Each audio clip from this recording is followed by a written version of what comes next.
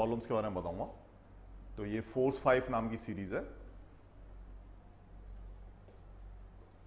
तो दिखाई गई सिचुएशन में कि भाई friction on the two block system, इसमें ऊपर वाला ब्लॉक का मास m1 है, नीचे वाले ब्लॉक का मास m2 है, और ये m2 मास जिस टेबल या सरफेस पर रखा है वो स्मूथ है, यानी वहां पे फ्रिक्शन कोफिशिएंट क्या है, 0 है। पर दोनों ब्लॉक के बीच का फ्रिक्शन कोफिशिएंट μs दे रखा है। साथ ही आपने जो फोर्स F है वो ऊपर वाले ब्लॉक पर लगाया है। तो मुझे उम्मीद है ये सारा फिगर आपके सामने क्लियर होगा। तो मैं इसी फिगर के रिस्पेक्ट में अब अपना फॉर्मूला या ट्रिक बताऊंगा।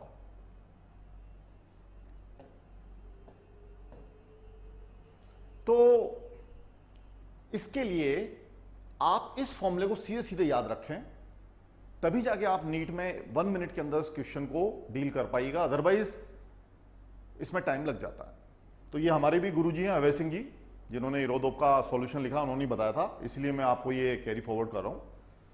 तो दो ब्लॉक सिस्टम के लिए यदि ऊपर वाले पे फोर्स लगा रहे हैं तो मैक्सिमम फोर्स की वैल्यू है ना, तो इस F की मैक्सिमम वैल्यू जब तक कि बोथ ब्लॉक मूव टुगेदर, तो वो ये वाला डाटा आता है, friction coefficient between both multiplied by sum of mass multiplied by m1 divide by m2 multiplied by acceleration due to gravity. तो ये वाला फॉर्मूला आप इस फिगर के एस्पेक्ट में अच्छे से याद कर लें, जहां पर कि F कहां पर लगाया गया, ऊपर वाले पर, और F मैक्सिमम ऑब्वियसली हम इसी की बात कर रहे हैं कि ऊपर वाले ब्लॉक पर लगाया गया फोर्स की मैक्सिमम वैल्यू क्या होगी जब तक कि दोनों की दोनों साथ चलें। तो ये डाटा आप इसको याद रख लें। अब मैं इसका एप्लीकेशन आपको डिफरेंट न्यूमेरिकल में दिखाता हूं। तो इसमें वो का वही सिचुएशन है भाई, बस डाटा रख दिए गए, ऊपर वाले ब्लॉक का मास 5 kg, नीचे वाले का 10 kg, फिर से स्मूथ सरफेस पे रखा है। इन दोनों ब्लॉक के बीच का फ्रिक्शन कोफिशिएंट 0.4 है। आपने ऊपर वाले ब्लॉक पर 50 न्यूटन का एक फोर्स लगाया, तो हमसे पूछा जा रहा है फ्रिक्शन की वैल्यू बताओ। इस तरह का आपको क्वेश्चन मिलेगा। तो पिछली स्लाइड में मैं आपको यही तो याद करा के आया, देखिए ऊपर वाले ब्लॉक पर तो उसकी मैक्सिमम वैल्यू क्या होगी, उसके लिए हम ये डाटा, ठीक है, तो वो क्यों भी मैंने यहां कॉपी किया हुआ है। तो यहां पर m1 की वैल्यू क्या डाल देंगे, 5, m2 की वैल्यू कितनी डाल देंगे, 10, और μs की वैल्यू क्या डाल दिएगी, 0.4।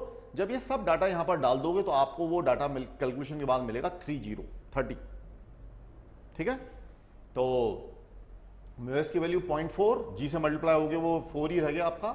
सम ऑफ मासेस 10 + 5 15 मल्टीप्लाइड बाय 5 जो ऊपर रखा है डिवाइड बाय 10, तो 5 2 जा 10, 2 2 जा 4, इस तरह से कितना है 30। तो इस F मैक्सिमम की वैल्यू आपको कितनी मिल गई, 30। यानी कि जब तक दोनों साथ चलेंगे उस केस में ऊपर वाले ब्लॉक पर लगाए गए फोर्स की मैक्सिमम वैल्यू कितनी है, 30।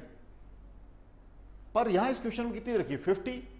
तो भाई ये बैरियर टूट गया, ऑब्वियसली 50 जो है वो 30 से बड़ा है। तो जब वो 30 से बड़ा है, इसका मतलब ये कंडीशन फुलफिल नहीं होगी, यानी दोनों साथ साथ मूव नहीं करेंगे। इसका मतलब दोनों सेपरेट हो जाएंगे या अलग अलग वेलोसिटी से जाएंगे, तो काइनेटिक फ्रिक्शन लगेगा। तो काइनेटिक का कोफिशिएंट मान लीजिए मैं कुछ दे दे रहा हूं यहां पर, लेट काइनेटिक का कोफिशिएंट है 0.2। तो हमको अब फ्रिक्शन की वैल्यू निकालनी होगी। तो भाई काइनेटिक का कोफिशिएंट जब दे रखा है तो 0.2 मल्टीप्लाइड बाय n, n क्या हुआ भाई, दोनों ब्लॉक के बीच में डाटा ले लेंगे अपन, क्योंकि इन्हीं दोनों के बीच फ्रिक्शन लग रहा है, नीचे तो स्मूथ है। तो कितना हो गया 5g यानी 50। तो काइनेटिक फ्रिक्शन की वैल्यू कितनी हुई, 10। अब हमसे वो एक्सीलरेशन पूछ सकता है, तो मैं पहले एक्सीलरेशन ऑफ 10 kg निकाल के दिखा दे रहा हूं। तो 10 kg वाले का एक्सीलरेशन ये देखिए, वो आ जाएगा कि भाई फोर्स ऑन 10 kg, यदि आप 10 kg का ही FBD बनाए, यानी 5 kg को थोड़ी देर के लिए भूल जाएं, तो 10 kg वाले पर जब आप FBD बनाओगे तो अलॉन फ्रिक्शन ही उसको मूव करा रहा होगा। कौन सा, काइनेटिक फ्रिक्शन। तो काइनेटिक फ्रिक्शन की वैल्यू कितनी है, 10, और इसका मास भी कितना है, 10। तो 10 से 10 करके इसका एक्सीलरेशन कितना आ गया, 1 मीटर पर सेकेंड स्क्वायर। उसी तरीके से यदि मान लीजिए मुझे 5 kg वाले का एक्सीलरेशन चाहिए होता, तो 5 kg वाले पर ये फोर्स कितना लग रहा है, 50। काइनेटिक फ्रिक्शन उस पर कितना लगता है, उस तरफ, वो कितना है आपका 10। तो 50 - 10 डिवाइडेड बाय 5, तो ये आपका कितना आ जाता, 8 मीटर पर सेकेंड स्क्वायर। तो यहीं से आप डाटा देख सकते हैं कि दोनों के एक्सीलरेशन का डाटा अलग अलग आया। तो एज ए ट्रिक बस मैं ये कहना चाहता हूं कि भाई ऊपर वाले ब्लॉक पर यदि फोर्स लग रहा हो तो दोनों के साथ साथ चलने के लिए ये डाटा या ये फॉर्मूला आपको याद होना चाहिए। जब ये फॉर्मूला याद है, इसमें जो आपको डिजिट दे रखे हैं भाई m1 की वैल्यू कितनी है, m2 की वैल्यू कितनी है, वो उसमें डाल दें।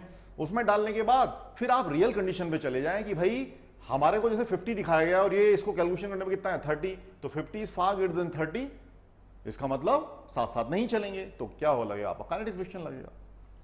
चलिए अगला क्वेश्चन देखते हैं। ये सारे क्वेश्चन आपके एक नंबर 1 कोचिंग है उसके मॉड्यूल से लिए गए। अब ये वाला क्वेश्चन देखिए, ऊपर वाले ब्लॉक का मास 10 kg, नीचे वाले का 15 kg, ये फिर से स्मूथ पे रखा हुआ है। दोनों ब्लॉक के बीच का फ्रिक्शन कोएफिशिएंट 1/4 है और ऊपर वाले ब्लॉक पर कितना फोर्स लगा रखा है 30 न्यूटन।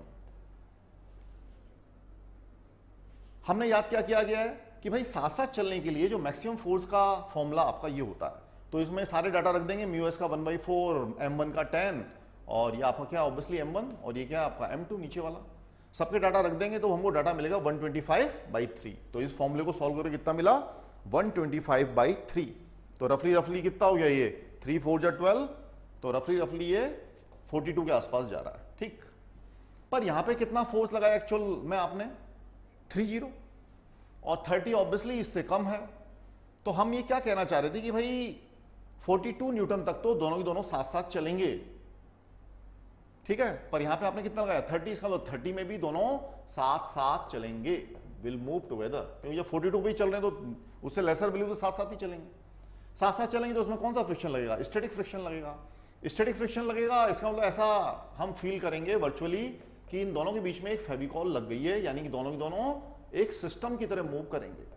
तो सिस्टम की तरह मूव करेंगे तो आइए एक्सीलरेशन की वैल्यू कितनी हो जाएगी 30। भाई ये तो आपने एक्सीलरेशन क्या होगा, net force applied on system that is 30 divide by total mass, तो 15 + 10 कितना हो गया 25। इसको अपन सॉल्व कर लेंगे तो ये आ गया आपका 5 सीजा, ये आ गया 1.2 मीटर पर सेकेंड स्क्वायर।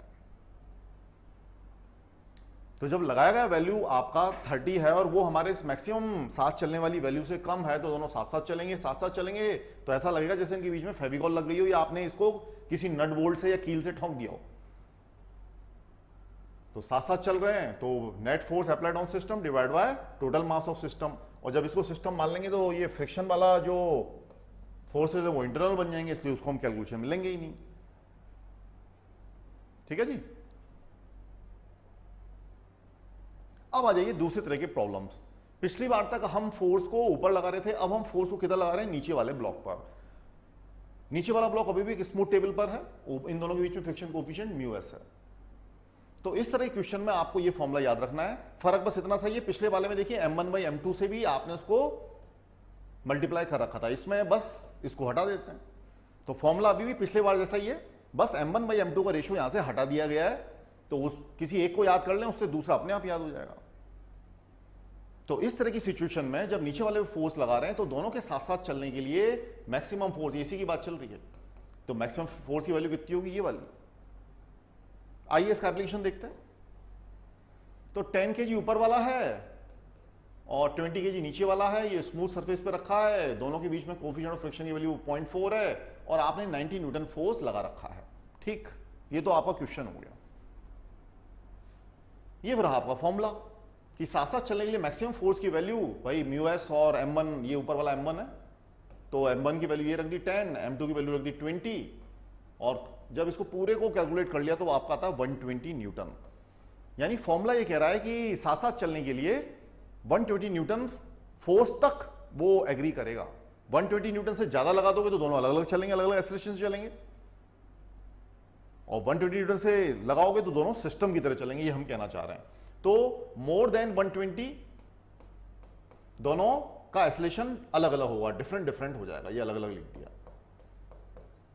और 120 या 120 से छोटे के लिए दोनों की दोनों एज ए सिस्टम यानी साथ साथ चलेंगे, ये हम कहना चाह रहे हैं। तो अभी तो 90 न्यूटन लगाया आपने रियलिटी में, तो 90 क्या है, 120 से छोटा है, 120 से छोटा है, इसका मतलब दोनों साथ साथ चलेंगे और फ्रिक्शन कौन सा लगेगा, स्टैटिक फ्रिक्शन लगेगा। तो बस एज ए सिस्टम चल रहे हैं तो एक्सीलरेशन क्या हो गया, total force on system divide by total mass of system, 10 + 20 कितना हो गया 30 हो गया। इससे काट दिया तो दोनों का एक्सीलरेशन कितना है 3 मीटर पर सेकेंड स्क्वायर। ठीक है जी। तो इनका साथ साथ चलने की वजह से एक्सेलरेशन आपका ये हो गया। अब रही बात फ्रिक्शन की वैल्यू, तो उसके लिए हम इसको एफबीडी बना लेते हैं 10 वाले का। तो भाई ये 10 kg रहा, इसका एक्सेलरेशन इतना है ही सही, और इसको चलाने के लिए सिर्फ और सिर्फ फ्रिक्शन ही रिस्पॉन्सिबल है, क्योंकि एफ फोर्स तो नीचे वाले पे लग रहा है, ऊपर वाले पर तो देखिए कोई फोर्स मोशन के डायरेक्शन में कौन है, सिर्फ फ्रिक्शन। तो सिचुएशन क्या बनेगी, friction is equal to M into A, तो 10 3 जा 30 न्यूटन इस पर फ्रिक्शन लगेगा। हाँ ठीक है, मैक्सिमम वैल्यू कितनी है देखो, म्यूएसएन करोगे ना तो लिमिटिंग फ्रिक्शन की वैल्यू कितनी आती है देखो, वो आती है आपकी 40, और हम अभी कहां पर यूज कर रहे हैं, सिर्फ 30 तक ही। ठीक है जी, तो अभी भी हम स्टैटिक रेंज में ही है जब 30 न्यूटन का फ्रिक्शन लग रहा है तब तक भी। नेक्स्ट क्वेश्चन देखते हैं, इसमें भी नीचे वाले पर ही लगा रखा है, म्यू एस 0.4 है, म्यू के 0.2 है, ऊपर वाला 10 kg है, नीचे वाला 20 kg है, ऊपर वाला ऑब्वियसली M1 है, नीचे वाला M2 है। तो सबसे पहले तो ये सब इससे इधर इधर देखते हुए हम मैक्सिमम वैल्यू जब तक दोनों साथ साथ चलेंगे उसको कैलकुलेट कर लेते हैं पहला काम। तो अभी ये शुरू में तो इसको देखने की जरूरत ही नहीं है। तो जब ये सारे डाटा का इसमें डाल दिया गया तो फॉर्मूले से कैलकुलेट वैल्यू आती है 120। अब इसको कैलकुलेट करने के बाद अब इधर देखेंगे कि ये डाटा 120 से बड़ा है कि छोटा है। यदि 120 से छोटा होता तो दोनों साथ साथ चलते और स्टैटिक फ्रिक्शन लगता। 120 से बड़ा है अभी, तो एक्चुअल तो बड़ा ही है वो, तो 140 जो है 120 से बड़ा है, इसका दोनों अलग अलग चलेंगे, अलग अलग एक्सेलरेशन से चलेंगे, और उनके बीच में क्या लगेगा, काइनेटिक फ्रिक्शन लगेगा। तो काइनेटिक फ्रिक्शन की वैल्यू क्या होती है, म्यू के एन। तो म्यू के एन की वैल्यू कितनी होगी आपकी 0.2, और एन कहां पर देखेंगे यहां पर, तो वो आपका 0.2 इंटू 100 कितना हो गया 20 न्यूटन। अब एक्सेलरेशन निकाल लेते हैं, तो 10 वाले का एक्सेलरेशन तो आपका आ जाएगा म्यू के जी, करके देख लीजिए आप, तो म्यू के जी आ जाएगा, तो 0.2 इंटू जी यानी कि 2 मीटर पर सेकेंड स्क्वायर।